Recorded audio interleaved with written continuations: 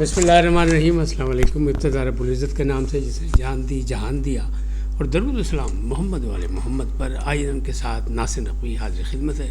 ناظرین، سب سے پہلے تو آج بڑی اہم رات ہے، 27ویں رمضان المبارک ہے. تو آج کا موقع جانے مت دے.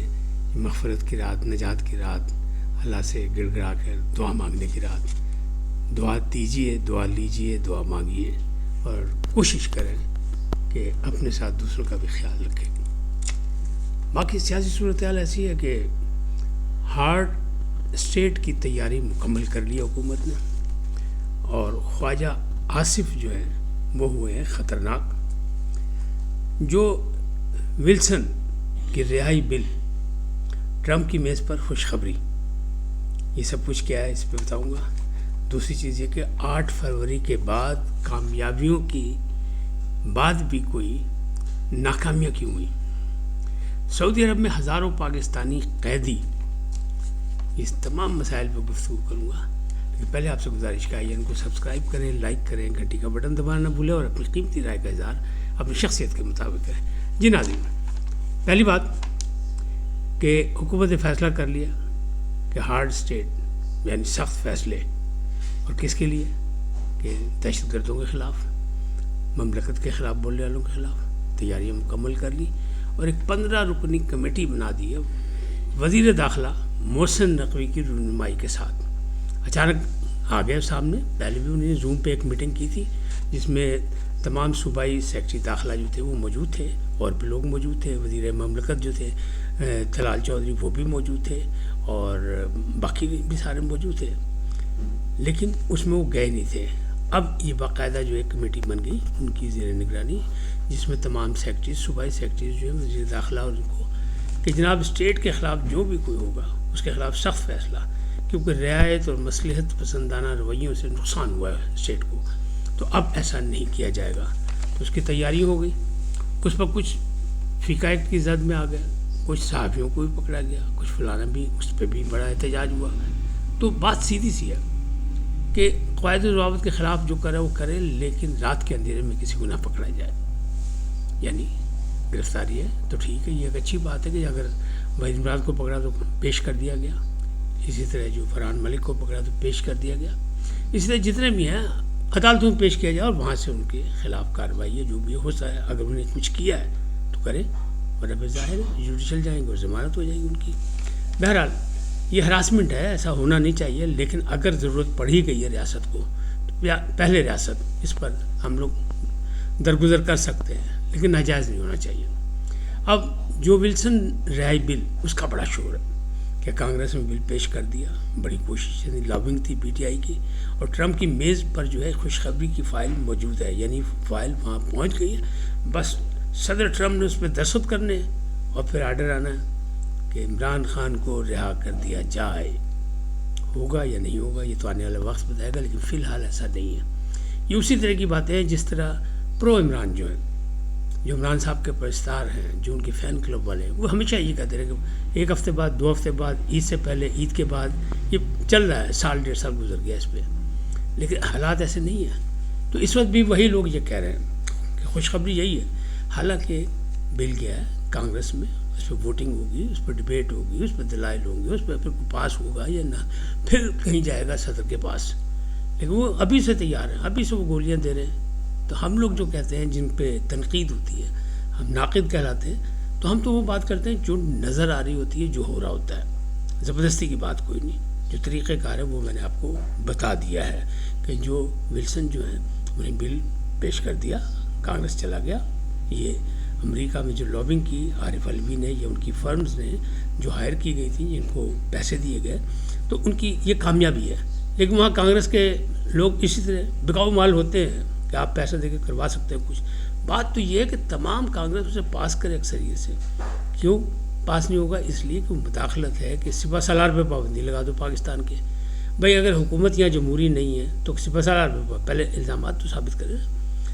تو یہ دوسری مملکت میں اتنی مداخلت اتنا آسان کام نہیں ہوتا. تو بہرحال آنے والے دنوں میں یہ بات بھی ثابت ہو جائے گی. پہلے بھی باتیں تھیں کہ صدر ٹرمپ جیتے گا، پہلے جیتنا چاہیے، جیتے گا تو بس جناب رہائی ہو جائے گی. پھر وہ آیا، پھر عمران خان کی وہ بھی چلی. مہم کچھ بھی نہیں ہوا. لیکن ابھی بھی حالات ایسی ہیں، اس لیے کہ ان کے اپنے بڑے مسائل ہیں.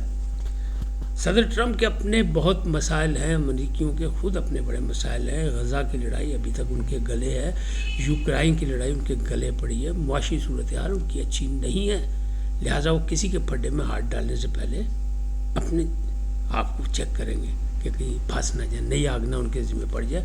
اور آگ سے نکلنا اتنا آسان نہیں. اب میں وہ بات کرتا ہوں، یہ کس نے کہا کہ 8 فروری کی کامیابیوں کے بعد ناکامیاں کیوں ہوئیں؟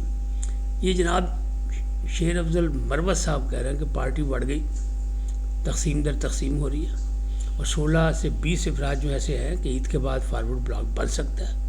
ساتھ میں یہ بھی کہہ رہے ہیں کہ مجھے لگ رہا ہے کہ اب گنڈا پور کی چھٹی کی باری ہے. تو گنڈا پور کی چھٹی کی باری تو ابھی نہیں ہوگی، اس لیے کہ ان کی ضرورت ہے. اور اگر وزیر اعلیٰ کو فارغ کرا دیا کہ عمران خان صاحب نے بشرا صاحبہ کی اس خواہش کو پورا کر بھی دیا تو پھر مسئلہ بن جائے گا، پھر نیا وزیر اعلیٰ بنانا بڑا مسئلہ بن جائے گا. اس لیے ابھی یہ نہیں، ہم اس بات کو تسلیم نہیں کرتے. لیکن گنڈا پور صاحب یہ اپنا شیر افضل مروت یہ بار بار کہہ رہے ہیں کہ میں نے قربانیاں دیں، میں نے پارٹی کا جھنڈا اٹھایا، میں نے کنونشن کرایا، یہ میرا قصور ہے. اور اب اسی طرح فیصل چودھری پوچھ رہے کہ ہمارا قصور یہی ہے کہ ہم مقدمے لڑتے رہے، آپ کے وکیل جو ہے وقت پہ غائب ہوتے رہے. جیسے اب سلمان صفدر بھی غائب تھے، موقع پہ نہیں آئے تھے 190 ملین والے میں، اور پھر وہ عید کے بعد کی ڈیٹ پڑ گئی اور پھر شور مچایا گیا کہ نہیں جی یہ زیادتی ہو گئی. تو یہ سارے کام نادان وکیلوں کے ہیں اور یہ نادان وکیل کر رہے ہیں. تو شیر افضل مروت جو ہیں وہ سوچ چکے ہیں کہ ہماری فراغت ہو گئی ہے، نہ عمران خان سے ملنے دیا جائے گا، نہ ان کی واپسی ہوگی اب تیسری دفعہ. لہٰذا وہ کھل کے بولنا شروع ہو گئے ہیں. اب وہ کہہ رہے ہیں کہ گنڈا پور کی باری ہے، بلکہ وہ گوہر علی خان پر بھی نشان لگا کے بیٹھے چیئرمین پہ کہ ان کو بھی دیوار کے ساتھ لگایا جا رہا ہے، کیونکہ وہ صحیح بات کرتے ہیں، مثبت سوچ ہے ان کی، لہٰذا ان کو بھی فارغ کیا جا رہا ہے. یہ ان کا اندازہ ہے. بہرحال عمران خان کی ایک ٹویٹ آئی کہ میری بہنوں سے ملاقات نہیں کرنے دی جا رہی، کرائی جا رہی، اور دوسری طرف سے شور مچا تھا کہ جناب ایک بڑے صحافی نے یہ خبر دے دی کہ جناب ان کو تو اخبار بھی جعلی دیے جا رہے ہیں، جس کی اب تردید آ گئی کہ نہیں ایسی بات نہیں. جعلی اخبار کہاں سے جعلی اخبار کہ یہ ایک خصوصی اخبار ان کے لیے تیار کیا جاتا ہے. بہرحال ایک بڑے ذمہ دار جانش نے یہ کہا تھا تو جب آپ افواہیں اڑائیں گے تو پھر پی کا پہلوان تو سخت ہوئے گا، پھر تو گلے پہ گا کیونکہ بن چکے ہیں. ابھی آپ اس کا پا نہیں کر سکے، آپ کی تنظیمیں کچھ نہیں کر سکتی صحافیوں کی. تو صحافیوں کو رات اور دن میں پکڑا جا رہا ہے، سب کچھ ہو رہا ہے، ان پہ مقدمے بن رہے ہیں. تو یہ سوچنا چاہیے تمام یونینس کو اکٹھا، کیونکہ اکٹھا نہیں ہے 3 4 سے جب آپ کی یونین ٹکڑے ہوں گے تو پھر کون آپ کی سنے گا. یہ لمحہ فکر ہے. سوچیں کہ آپ چوتھا ستون تھے اور خواجہ آصف کہہ رہے ہیں کیوں آسمان سے اترے ہوئے صحافی کہ وہ پکڑے نہیں جا سکتے، اگر غیر قانونی حرکت کریں گے تو وہ بھی پکڑے جا سکتے، کیوں نہیں پکڑے جا سکتے. اچھا اسی طرح جو خواجہ آصف سے ملا وہ خطرناک ہو گیا. مطلب آصف صاحب نے جفی مار لی، یعنی اس شیر افضل مروت صاحب نے آصف صاحب کو جفی ڈال لی، ان کی چھٹی ہو گئی. پھر جس نے جا کے جو ملا ان کے ساتھ گوہر صاحب مل لی ہے تو ان کے خلاف ٹولنگ شروع ہو گئی. یہ بڑی مزیدار جماعت ہے کہ وہ اپنے ہی بندوں کے خلاف، یعنی کہ اپنے ہی نشیمن پہ بجلیاں خود ہی گرا دیتے ہیں. تو بس کیا کیا جا سکتا ہے ان کا. بہرحال سعودی عرب میں ہزاروں قیدی، یہ ایک رپورٹ آئی ہے کہ 4000 سے زائد 4000 کوئی 800 یا 900 افراد ہیں جن کو کس جرم میں پکڑا گیا ہے؟ بھکاری ہیں، فقیر ہیں پاکستانی، تو ان کو نہیں پکڑ کے جیل میں ڈال دیا کہ یہ انہیں کیا کام کیا. پاکستان کو بھی بدنام کر رہے ہیں، پاکستان بھی اس پہ شرمندہ ہے. اسی طرح دبئی کا ویزا جو وہ بھی مشکل ہو گیا پاکستانیوں کے لیے کہ وہاں کے بھی معاملات کو فراڈ شروع کیے ہوئے ہیں پاکستانیوں نے، مختلف فراڈ میں ملوث ہے. تو ہزاروں افراد جو ہے پکڑے جا رہے ہیں. تو ہمیں بھی اپنی اصلاح کرنی پڑے گی. سب کام حکومتوں کے ذمہ نہیں، ہمارے اپنے کردار کیا ہے. پاکستان کو گالیاں دینے کے کام ہم کر رہے ہیں، گالیاں دے بھی رہے ہیں اور دلوا بھی رہے ہیں. ہماری حرکتیں ایسی ہیں تو اس سے بچنا چاہیے، کیونکہ پہلے پاکستان ہماری پہچان ہے. پاکستان میں استحکام ہوگا تو سارے معاملات. لیکن یہ جو کام ہے کہ بھکاری بن کے یا جال سازی کر رہے ہیں، لوگوں کارڈ سے پیسے نکلوا رہے ہیں یا کچھ بھی کر رہے ہیں غیر ملک میں، تو کیا پاکستان کے سفیر ہوتے ہیں جو غیر ملک میں ہوتے ہیں؟ ہر بندہ اپنا سفیر ہوتا ہے، اس کی شناخت اس کے متھے پہ لکھا ہوا ہے پاکستان. تو بدنامی کس کی ہے؟ پاکستان کی. تو یہ معاملات جو ہے خاصے گڑبڑ ہو گئے. اب نئی ٹویٹ آئی عمران خان صاحب کی، وہی بات، نہ جھکیں گے نہ بکیں گے نہ کچھ ہوگا. لیکن وہ کہہ رہے ہیں کرنل جو ہے وہ ملاقاتوں پر پابندیاں لگا رہا ہے، قید تنہائی میں مجھے رکھا، بہنوں سے ملنے نہیں دیا جا رہا.